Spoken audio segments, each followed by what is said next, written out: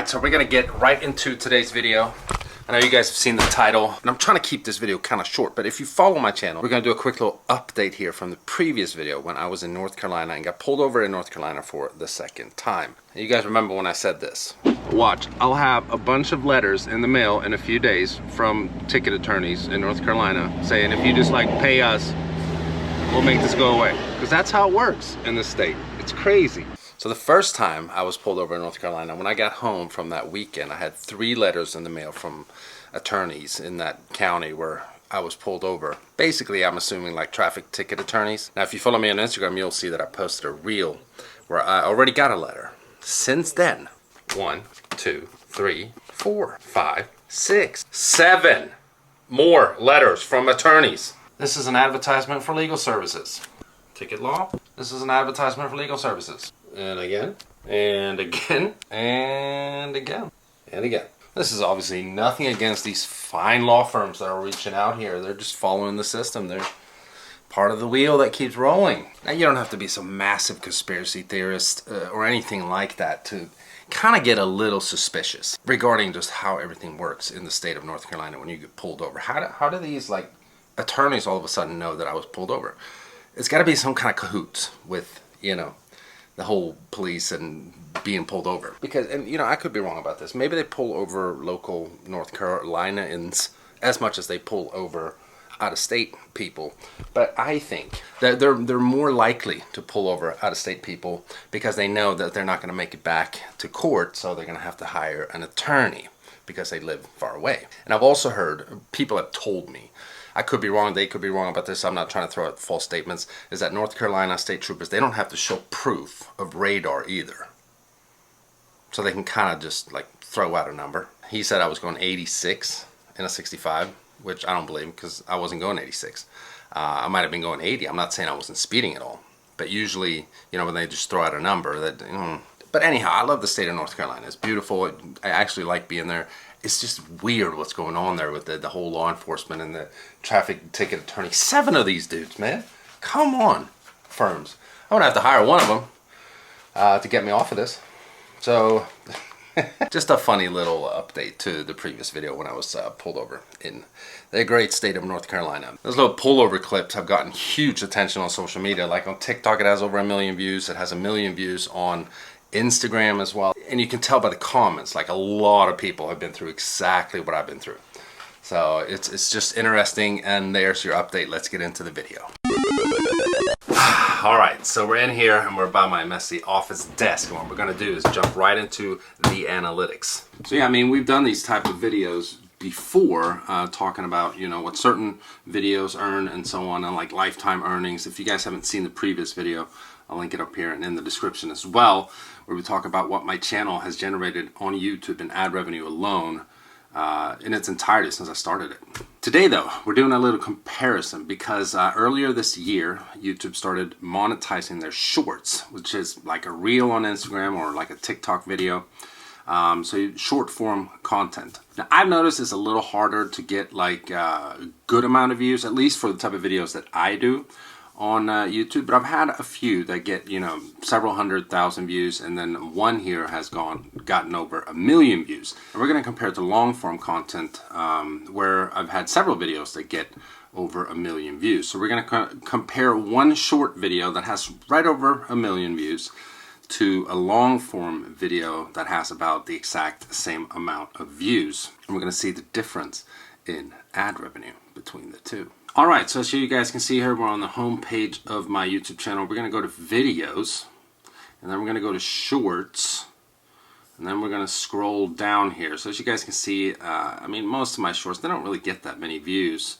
14,000, 16,000, 15, 15, 20, 90 on this one here, 15 on this one here, 10 on this one, 12, and then we have this one right here, 1.2 million. It's a video where my buddy who has a M760i BMW with a V12, it's a before and after of an exhaust install and how quiet the V12 was before he put the exhaust on and so on. So apparently people liked it. It's got 1.2 million views. So what we're going to do is we're going to go to YouTube Studio, and then we're going to go to Analytics, And boom, we're right there. So this video has 1.2 million views, which, I mean, that's a lot. I don't care how big of a creator you are. 1.2 million views is still 1.2 million.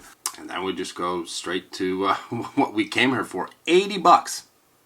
$80 for 1.2 million views on a YouTube short. Now granted, you gain some subscribers, as you guys can see here. Over 1,000 subs for this video alone, but 80 bucks. Now, some of you guys out there who are watching this video might be like, well, I wish I could make 80 bucks on YouTube. That'd be great. And I'm not complaining. I'm very grateful to be able to do what I do. But as you guys are about to see here, what 1.2 million views can equal for a long form video, 80 bucks is like nothing. Now granted, a YouTube short video, as the name implies, it's a shorter video. A YouTube short video can max be 1 minute, 60 seconds. There's not time to put a bunch of ads in there and stuff, so you're not going to make as much. I mean, it kind of makes sense, but 80 bucks for 1 million views is not a lot. A lot of creators, they focus on just having shorts channels, like channels with only shorts videos. So it's harder to you know, make a good income on a YouTube short. So what we're going to do now, we're going to compare this short to a video, a regular long form video that has about the same amount of views, and then we'll see the income. So we'll go back out here, and then we're going to do, what was the name of that video? 20K miles. There it is, right there. So this is a video of my old C63. It's titled 20K miles in a C63 AMG. So it's basically like an ownership review. And here you can see 1.2 million views, $6,200 for 1.2 million views. Now that doesn't mean that every video I make that gets 1.2 million views gets exactly the same amount of ad revenue. It doesn't. There's, you know, variables and different factors that play into that, the CPM and the RPM and so on. And we can actually quickly go here and check this out. So the RPM for this video, which is basically the revenue per 1,000 views, is $5.31, which is pretty good. So the CPM was 13, pretty good for my channel at least, and like my genre, auto. And that equated to $6,239. Now it took a long time for this video to even, you know, get to 1 million views. So it's not like I earned this like in a day or in a month or something like that. But, you know, when you're a full-time YouTuber, you make a lot of videos, you know, even if you have older videos that are like trickling along slowly in the background there, I mean, every little cent helps. So basically, there you guys can see it. 1.2 million views for a short, $80. 1.2 million views for a long form video, $6,200. So it's basically like a $6,100 difference in the money that you make. Now, you would think that, you know, making a shorter video would be easier to get a lot of views. And I think it is for a lot of people. For me, it has shown that it's not.